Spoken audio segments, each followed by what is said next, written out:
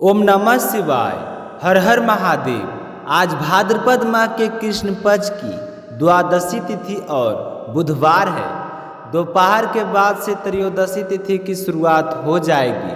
तो भाद्रपद माह के कृष्ण पक्ष में आने वाली प्रदोष व्रत आज ही रखा जाएगा, क्योंकि प्रदोष व्रत की पूजा प्रदोष काल में की जाती है और आज का प्रदोष काल त्रयोदशी तिथि में है।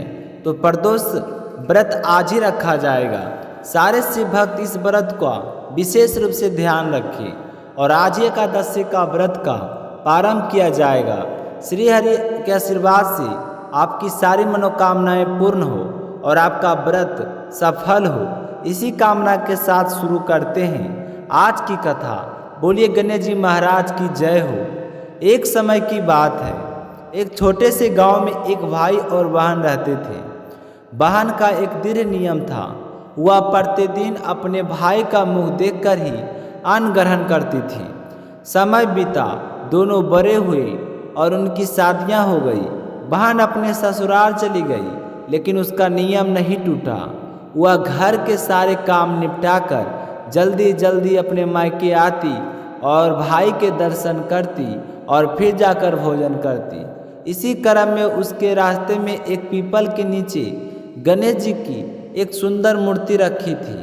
प्रतिदिन वहाँ रुककर भगवान से विनती करती कि हे गणेश जी, सब बहनों को मेरे जैसा अमर सुहाग पीहर देना और सब सुहागिन महिलाओं को अमर सुहाग देना।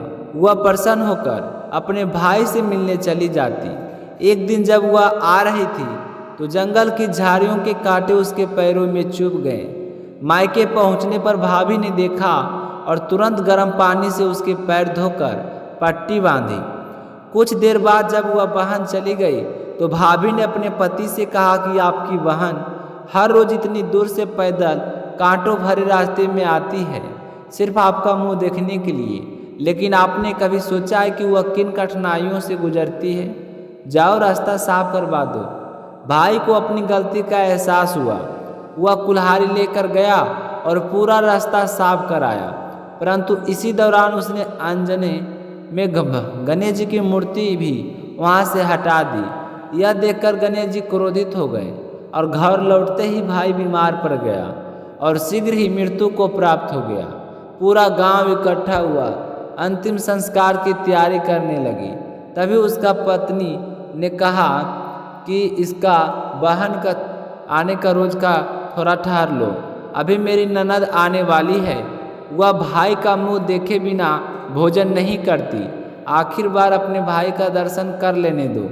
गांव वालों मान गए। इधर बहन रोज की तरह भाई के दर्शन के लिए निकली। रास्ता साफ देखकर वह चकित हुई।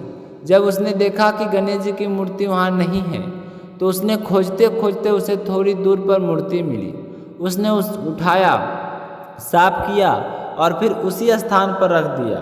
हाथ जोड़कर कहा, हे गणेश जी, सबको मेरा जैसा अमर पीहर और अमर सुहाग दीजिए। गणेश जी ने सोचा, यदि आज मैंने इसे सच्चे हृदय वाली कन्या की प्रार्थना नहीं सुनी तो कौन मुझे विश्वास करेगा। तभी एक दिव्य वाणी आई, बेटी, 7 खेजड़ी की पत्तियां तोड़ो, उन्हें कच्चे दूध से घोलो और अपने भाई पर छिड़क दो, वह जीवित हो जाएगा। बहन ने वैसा ही किया। पत्तियां चुनकर अपनी चुनरी में बांधी और भाई के घर पहुंची। वह भीड़ और मातम देखकर उसका हृदय रो पड़ा, लेकिन विश्वास के साथ उसने दूध में पत्तियां मिलाकर भाई पर छींटे डाली। क्षण भर में भाई आंखें खोलकर उठ बैठा और बोला, बहन, आज तो मुझे गहरी नींद आई थी। यह सुनकर बहन रोते बोली, भैया, ऐसी नींद तो किसी शत्रु को भी ना आए। फिर उसने सारी घटना सुनाई और भाभी की आंखों में कृतज्ञता के आंसू आ गए। गांव वाले यह भी चमत्कार देखकर आश्चर्य में पड़ गए कि सबने मिलकर गणेश जी के जयकारे लगाए। हे गणेश जी, जैसा आपने उस बहन की रक्षा की, वैसे ही सभी भाइयों की रक्षा करना, सब बहनों का पीहर अमन रखना और सब सुहागिनों को सुहाग अमर करना। जो श्रद्धा से इस कथा को सुने उसकी सभी मनोकामनाएं पूर्ण करना। बोले गणेश गजानंद की जय हो। अगली कहानी सुनेंगे एक राजा अम्बरीश ने अपनी पत्नी संग मिलकर द्वादशी प्रधान एकादशी व्रत का नियम लिया। पूरे 1 वर्ष तक व्रत कर अंत में कार्तिक मास की द्वादशी के 3 दिन उपवास करके यमुना में स्नान किया। उन्होंने पहले ब्राह्मणों को भोजन कराया, दान स्वरूप सुशोभित गायें थी और फिर व्रत पारण की तैयारी करने लगे। इसी समय अचानक ऋषि दुर्वासा वहां पधारे।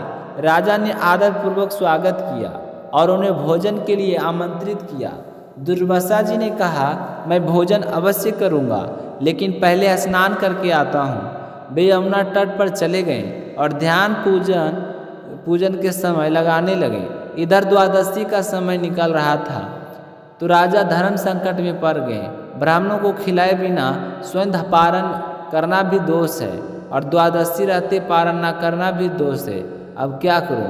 ब्राह्मणों ने सलाह दी, राजन केवल जल पी लेना, भोजन करने के समान भी और न करने के समान भी है। अंत में आप जल से पारण कर लीजिए। राजा ने भगवान का स्मरण करते हुए केवल जल ग्रहण किया। जब दुर्वासा ऋषि जी लौटे और जाना कि राजा ने जल पीकर पारण कर लिया है तो वे क्रोध से कांपने लगे। बोले, देखो धन और अहंकार ने इसे अंधा कर दिया है। मैं अतिथि बनकर आया और इसने मुझे खिलाए बिना ही पारण कर लिया। यह मेरा अपमान है। अब इसे मेरे क्रोध से कोई नहीं बचा सकता।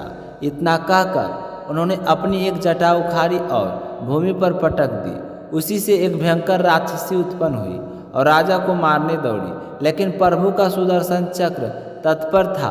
उसने उस कीर्त को पल भर में भस्म कर दिया और फिर दुर्वासा ऋषि की ओर बढ़ा चला। जब दुर्वासा जी लौटे और जाना कि राजा ने जल पीकर पारण कर लिया है तो वे क्रोध से कांपने लगे।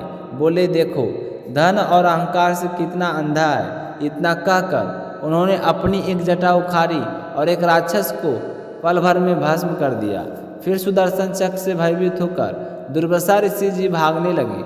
वे आकाश और पाताल में गए, लोकपालों में पास गए, ब्रह्मा जी के पास पहुँचे, पर सबने कहा हम कुछ नहीं कर सकते, यह तो श्री हरि का चक्र है। फिर वे कैलाश गए, शिव जी से प्रार्थना की। शिव जी बोले, ऋषि यह चक्र केवल विष्णु भगवान ही रोक सकते हैं, आप उन्हीं की शरण ले चलिए। अंत में दुर्वासा जी वैकुंठ के पहुँचे और श्री हरि के चरणों में गिर पड़े। बोले, प्रभु मैंने आपके भक्त का अपराध किया है, कृपया मेरी रक्षा कीजिए। भगवान विष्णु ने उत्तर दिया, दुर्वासा मैं अपने भक्तों का दास हूँ, उनकी भक्ति में मेरी ही शक्ति है। तुम्हारा अपराध तो मेरे भक्त राजा अम्बरीश से हुआ है, केवल वही तुम्हें क्षमा करेंगे, तुम्हें मुक्ति मिलेगी। बेबस दुर्वासा जी तुरंत राजा अम्बरीश के पास लौटे और उनके चरण पकड़कर क्षमा मांगी। राजा अम्बरीश लज्जित हो गए और बोले, गुरुदेव आप मेरे चरण क्यों पकड़ते हैं, आप तो मेरे आदरणीय हैं। तभी दुर्वासा जी ने कांपते हुए कहा, इसे इस सुदर्शन चक्र से बचाइए। तो राजा अम्बरीश ने सुदर्शन चक्र की स्तुति की और प्रार्थना की कि हे प्रभु ये प्रिय चक्र देव, यदि मैंने दान पुण्य यज्ञ या धर्म पलायन किया है, यदि मेरे वंश में सदैव ब्राह्मणों की सेवा की है तो आप इस ब्राह्मण का कल्याण कीजिए। राजा की प्रार्थना से सुदर्शन चक्र शांत हो गया और दुर्वासा जी का शरीर जलन मिट गई और उनका हृदय निर्मल हो गया। आंखों में आंसू लिए दुर्वासा जी बोले, राजन आज मैंने भक्त का महात्म देखा है। आपने मेरा अपराध भूलकर भी मेरा कल्याण किया। आपका हृदय करुणा से भरा हुआ है। धन है आप और धन है आपकी भक्ति। फिर उन्होंने राजा को आशीर्वाद दिया और प्रसन्न होकर विदा हो गए। तो राजा अम्बरीश ने पूरे 1 वर्ष भोजन नहीं किया था। वे दुर्वासा जी के लौटने की प्रतीक्षा करते रहे। अंत में उन्होंने भोजन कराकर ही अपना पारण किया। कुछ वर्षों बाद राजा अम्बरीश ने राज अपने भक्त पुत्रों को सौंपकर वन गमन किया और प्रभु श्री हरि में लीन होकर मोक्ष प्राप्त किया। जो कोई इस राजा अम्बरीश की कथा को द्वादशी के दिन सुनता है, उस पर भगवान विष्णु प्रसन्न होते हैं और अपने भक्तों पर सदैव कृपा बनाते हुए रखते हैं। बोले विष्णु भगवान की जय हो।